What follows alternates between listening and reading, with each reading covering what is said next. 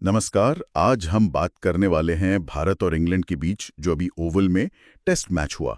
बड़ा ही रोमांचक मैच था। हाँ, बहुत ज्यादा, मतलब सांसें अटकी हुई थी आखिर तक। बिल्कुल।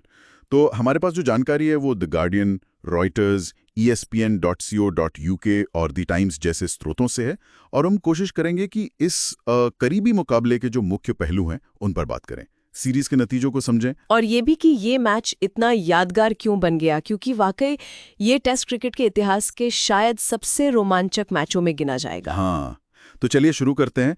आखिरी दिन की बात है। इंग्लैंड को जीतने के लिए सिर्फ 35 रन चाहिए थे और उनके 4 विकेट हाथ में थे। मतलब ऐसा लग रहा था कि बस अब तो मैच उनकी तरफ है, आसानी से जीत जाएंगे, यही लग रहा था सबको। हाँ बिल्कुल। लेकिन यहीं पर कहानी ने पलटी मारी। भारतीय गेंदबाजों ने जो वापसी की वो कमाल की थी। सोचिए, इंग्लैंड ने अपने आखिरी 7 विकेट सिर्फ 66 रन पर खो दिए।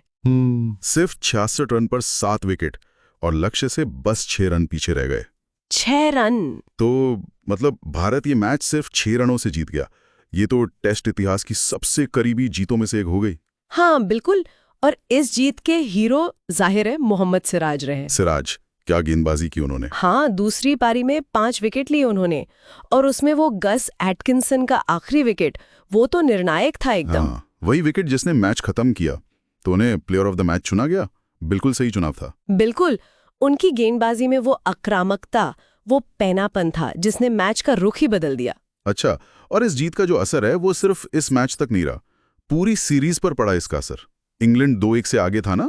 हाँ, वो 2-1 से लीड कर रहे थे, लेकिन भारत ने यह आखिरी मैच जीतकर सीरीज 2-2 से बराबर कर ली। तो एंडरसन तेंदुलकर ट्रॉफी वो फिर साझा हुई दोनों टीमों के बीच।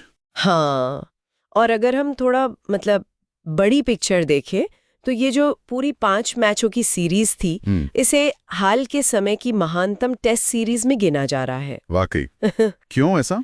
देखिए, पूरे 25 दिन का खेल हुआ, कोई भी दिन ऐसा नहीं लगा कि मैच एक तरफा है। और रन कितने बने?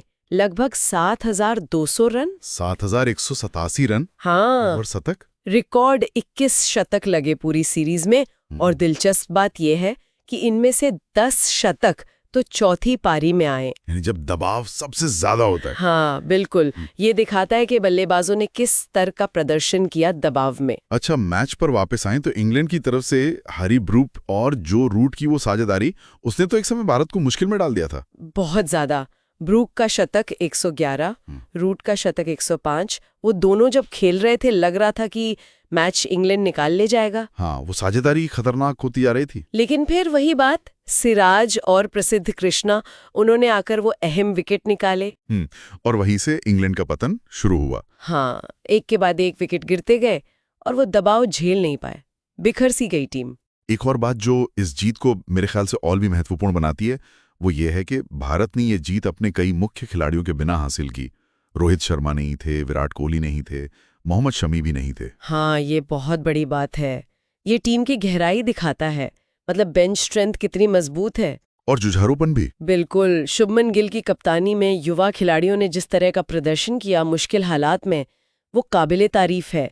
ये दिखाता है कि भविष्य के लिए टीम तैयार है। यहाँ तक कि इंग्लैंड के कप्तान बेन स्टोक्स, उन्होंने भी मैच के बाद माना कि ये जबरदस्त मैच था।